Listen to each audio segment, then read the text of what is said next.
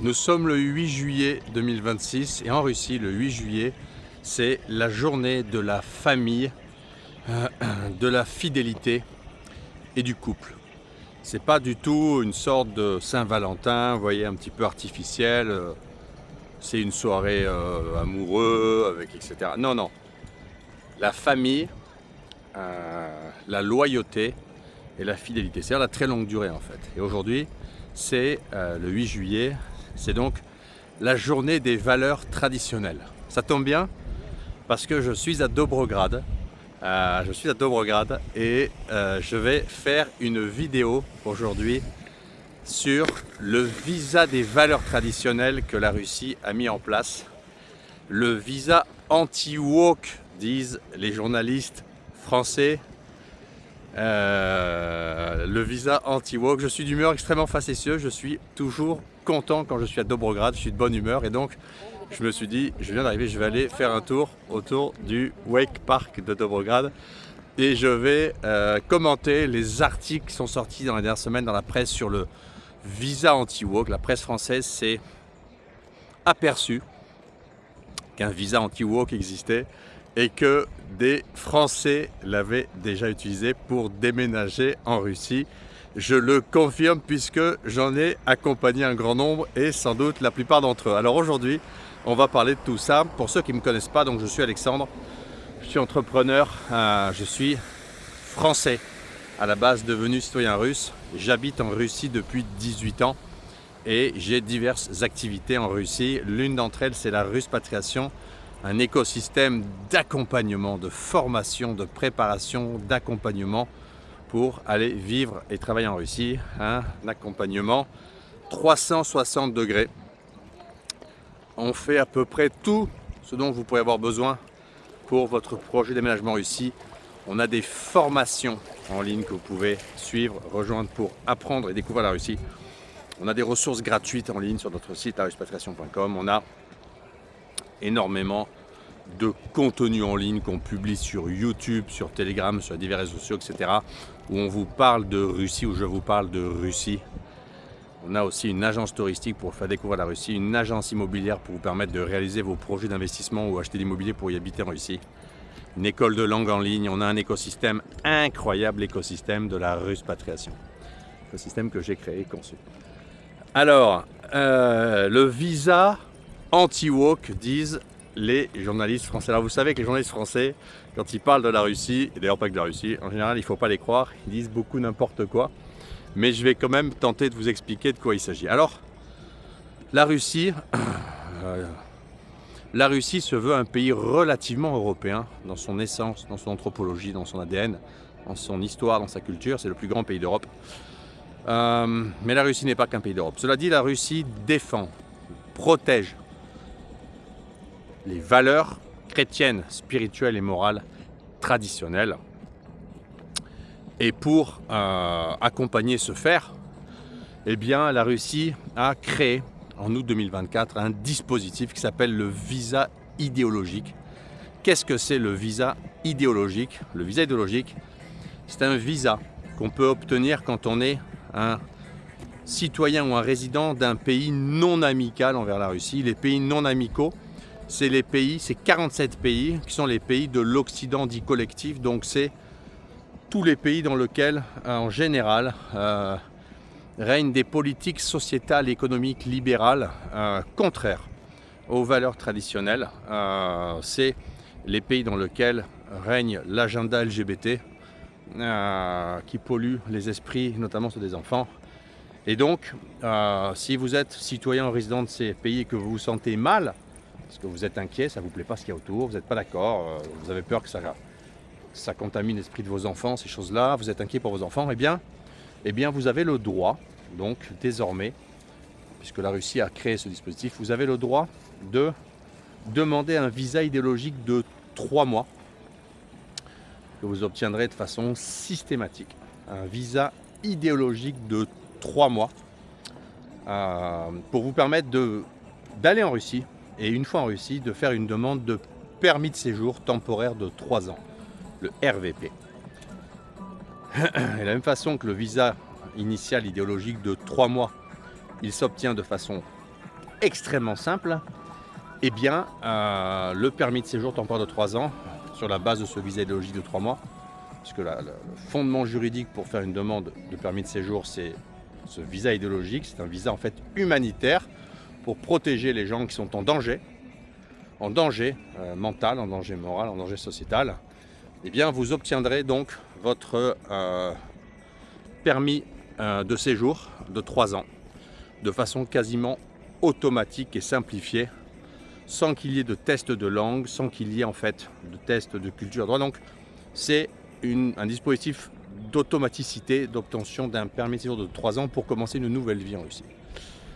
Ce dispositif existe. Ce visa a un nom, le visa 702.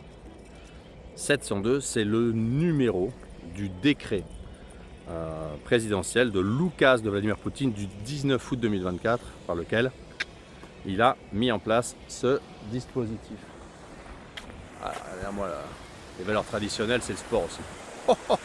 On est bien là. Donc, ce dispositif. Alors, la presse française, alors le dispositif a été lancé en août 2024. Évidemment, il est très peu connu encore. Ça commence juste. Hein, on est en juin 2026. Il faut bien comprendre que personne quasiment ne connaît ce dispositif. Moi, je parle tous les jours à des Français qui ont des projets vers la Russie. Ils ne savent pas que ça existe encore. Ils ne savent pas que ça existe parce que on en a très peu parlé. Évidemment, la presse occidentale cherche à ne pas en parler. Et là, ils ont commencé à en parler. Oh, l'erreur. Donc, ils se sont gossés en disant il n'y en a eu que 1120 en 2025, tu te rends compte? 1120 demandes de permis de séjour, 1200 à peu près. Donc des occidentaux qui ont demandé permis de séjour. Et dans ces 1120, il y a eu 180 Allemands, il me semble. Et la deuxième catégorie, c'est les Français, 140. Un tiers, c'est la Ruspatriation, que vous sachiez. Et ça compte pas les Allemands parce que chez les Allemands il y a beaucoup de Russes. Donc c'est des Russes d'Allemagne qui reviennent en Russie par ce dispositif, etc. Parce qu'ils n'ont plus la nationalité russe, etc. Bon. Donc c'est un peu bancal. On va dire que la France est en tête des demandes de permis de séjour devant l'Amérique, qui est pourtant beaucoup plus non peuplée, etc. Pourquoi? Qu'est-ce que ça veut dire? Pourquoi c'est peu 140? Est-ce que c'est peu d'ailleurs 140? 140, ça fait qu'il y a à peu près 3 à 4 personnes par semaine qui demandent le permis de séjour. Alors, c'est peu et c'est pas peu. Je vais vous expliquer mon point de vue et je vais vous expliquer après ce que je pense de ce dispositif. Alors sachez que de toute façon, pour ceux qui sont intéressés, je mettrai le lien dans le premier commentaire et le descriptif de la vidéo. Pour ceux qui sont intéressés, eh bien, nous avons, un dispositif d'accompagnement et de réalisation du permis de séjour RVP temporaire de 3 ans sur base visa idéologique. Nous accompagnons dans toute la procédure. Nous sommes la structure qui en a fait le plus depuis le début de ce projet. Si on prend toutes les structures d'accompagnement ici, c'est nous qui avons fait le gros du morceau, sachez-le. On a bien la main là-dessus. On en fait dans toute la Russie. C'est peu ou c'est beaucoup? C'est peu numériquement, dans le sens qu'évidemment 140 personnes, pas 200, pas 500, pas 1000, pas 2000. Ouais, c'est normal. Le dispositif il sort en août 2024, il commence à se faire connaître sur 2025 un peu, mais les gens ne peuvent pas tout quitter comme ça en 3 mois, 4 mois, 6 mois. Vous qui me suivez, vous le savez, vous n'êtes pas naïfs. Vous savez très bien pour quitter son boulot, on a un préavis de 6 mois. Il faut vendre sa maison, faut résoudre des problèmes structurels comme le transfert d'argent, faut résoudre des problèmes structurels comme la scolarisation des enfants, faut peut-être avoir une idée d'activité ou de travail sur place. Ça ne peut pas se faire comme ça en 6 mois à distance. C'est logique. Quand le dispositif a été lancé, j'ai donné une interview dans la presse russe et j'ai dit on aura des premiers chiffres à peu près clairs dans 3 ans. Donc ça mène à fin 2027, début 2028. Mais je maintiens cette position. C'est-à-dire que fin 2027, l'année prochaine, mi-2028, on aura une meilleure idée, compréhension de ce que ce dispositif fonctionne et à quelle force il fonctionne en fait. Est-ce que c'est maigre, est-ce que c'est fort, quel pays, etc. Donc pour l'instant pas de panique. Il faut le voir de l'autre côté. Si on analyse ce truc-là de façon un petit peu objective, il faut le voir de l'autre côté. L'autre côté, c'est quoi? Alors là, je vous montre juste. Hein. Là, on a donc le plus grand wake park, je crois, de Russie. Le Dobrograd, et vous avez le Dobry Wake Park. Voilà, et là, vous avez derrière moi, donc c'est le terrain d'entraînement pour les débutants. Voilà, et puis là, ils ont construit des paddle parks et une piscine à vagues aussi. Et bien, hein. Ouh. Alors, faut le voir de l'autre côté. L'autre côté, c'est quoi? C'est qu'en fait, eh ben, ce dispositif, c'est pas un visa dans le sens, c'est pas un visa travail, c'est pas un visa expatriation, c'est pas un visa, je sais pas comment je pourrais dire, c'est pas un visa invitation freelance, venez bosser, machin, c'est pas un visa retraite. En fait, ce visa, c'est une porte de sortie d'Europe pour les Européens et une porte d'entrée en Russie pour les Européens. C'est-à-dire qu'en fait, c'est un dispositif qui permet à des gens de ne pas aller chercher forcément une vie meilleure au sens économique, partir en Russie pour travailler et gagner plus d'argent comme c'était le cas avant avec les expatriés. C'est autre chose, c'est le fait de pouvoir s'enfuir de quelque chose qui leur déplaît sur le point de vue du cadre mental, moral, civilisationnel et de rejoindre un espace civilisationnel avec lequel ils sont plus en accord. Donc il faut bien comprendre ça. Partent des gens qui vont peut-être vivre moins bien économiquement. Ils prennent ce risque, mais parce que pour eux, prioritaire n'est pas l'économie, et de se sauver leur âme, et de sauver leurs enfants. On a des familles qui viennent maintenant, des enfants. Donc les journalistes français, s'ils étaient dotés d'au moins 2 neurones, et je doute qu'il y en ait beaucoup qui en aient plus de 2, eh bien, parce que j'ai quand même fréquenté longtemps et je continue de fréquenter, eh bien, c'est ça qu'ils devraient se dire. Ils devraient se dire, c'est fou, des gens partent en Russie, pas forcément pour vivre mieux sur le plan économique, mais ils s'enfuient d'Europe en utilisant un dispositif qui est basé sur l'idéologie, un visa idéologique, le visa des valeurs traditionnelles.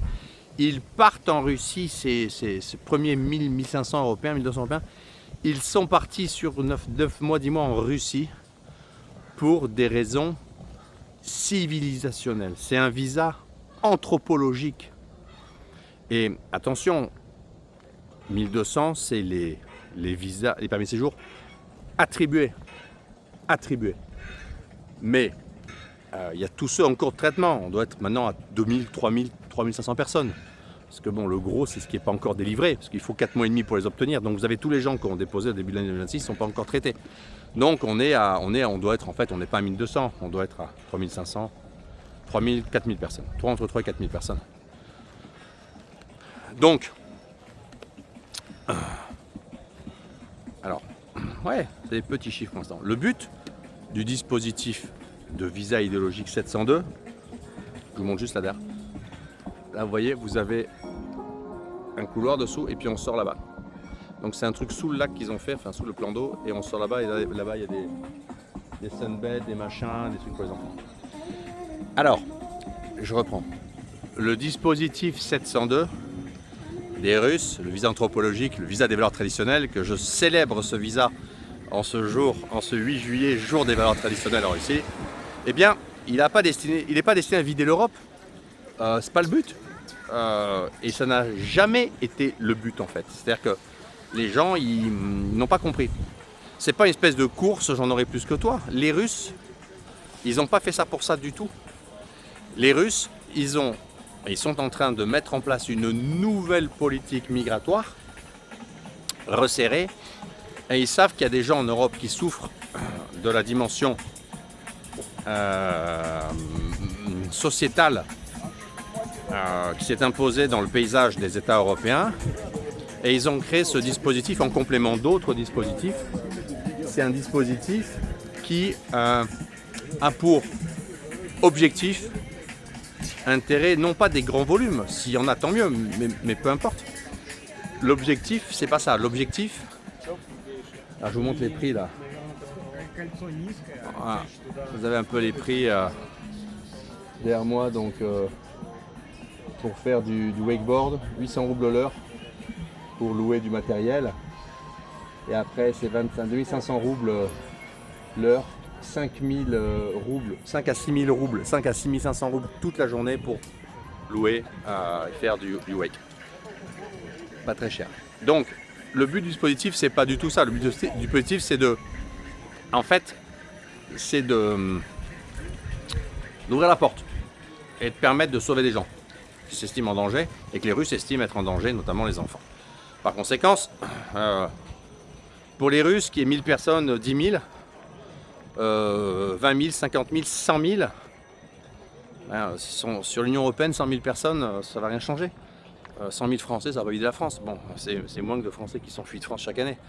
Donc pas forcément pour la Russie, je veux dire. Mais la grande nouveauté, le grand truc qu'il faut comprendre, c'est déjà le temps de battement, c'est-à-dire que les choses ne vont pas se mettre en place tout de suite, ça va être long, le déménagement c'est long. Ensuite, c'est la deuxième chose qu'il faut prendre en compte, c'est qu'il y a des gens en Europe, en Occident maintenant, qui au lieu de regarder toujours à l'ouest, dans les pays chers, etc., se disent maintenant c'est une autre immigration du point de vue géographique, mais une autre immigration du point de vue des motivations de l'immigration, c'est de l'immigration idéologique. C'est un truc de fou, c'est jamais arrivé, ça n'a jamais existé, je pense. On a toujours immigré pour le travail. On est pauvre, on va dans un pays riche. En gros, c'est ça la base. Fondamentalement, meilleures études pour les enfants, etc. Là, c'est l'inverse qui se passe. On peut partir dans un pays plus pauvre, mais pour des raisons de cadre. Sécurité. Je vais essayer ça un jour, frustrant et faire du wakeboard. Allez, si vous voulez que je fasse du wakeboard, mettez dans les commentaires. Donc là, c'est une immigration qui est sur une autre fréquence. Et c'est ça que n'ont pas compris les journalistes français qui ont commencé à écrire des articles minables sur ce dispositif. Ils devraient plutôt se dire, c'est vachement inquiétant, que des Européens commencent, c'est que le début, à émigrer en Russie pour des raisons idéologiques et pas pour des raisons économiques. C'est que d'ailleurs ça va mal aussi économiquement chez eux, mais il y a plus grave, il y a la dictature sociétale. Donc, le visa idéologique, le visa anti-woke, disent les journalistes français, c'est bien qu'ils en parlent parce que c'est vraiment tout ce qui manquait à ce dispositif, c'est un peu de pub. Et moi je suis très content qu'ils en fassent. Nous on a fait du contenu là-dessus, mais on n'a pas la force de frappe d'un grand média français comme BFM, LCI, c'est très très bien qu'ils en parlent. C'est à se demander s'ils sont bêtes ou si ce sont des agents doubles. Et j'ai l'impression que ce n'est pas des agents doubles, je ne sais pas ce que vous en pensez. J'ai plutôt l'impression qu'ils sont extrêmement limités dans leurs compétences cognitives et surtout leur capacité stratégique. Enfin, je dis ça, je dis rien. Bref. Alors, voilà, donc c'est un peu ce que je voulais vous dire aujourd'hui. Je suis de bonne humeur, c'est de Dobrograd, on est le 8 juillet, jour des valeurs traditionnelles, et cette vidéo sur les valeurs traditionnelles, le visa des valeurs traditionnelles, le visa anthropologique que les Russes ont mis en place. Pour en savoir plus, je sais que vous voulez en savoir plus désormais, vous pouvez consulter le lien vers le site de la Ruspatriation dédié à ce dispositif 702 des valeurs traditionnelles. Je vais mettre le lien dans le premier commentaire et dans le descriptif de la vidéo. Et ainsi, vous pourrez tout savoir. Et si vous voulez en savoir plus, eh bien vous n'avez qu'une chose à faire. Nous contacter, nous écrire par mail, on va vous répondre. On répondra à chacun. On fera des interviews avec chacun et on vous expliquera clairement nous les plus et les moins de ce dispositif. Qu'est-ce qu'il implique? Qu'est-ce qu'il comprend? Quelles sont les contraintes? Combien ça coûte? Qu'est-ce que ça permet?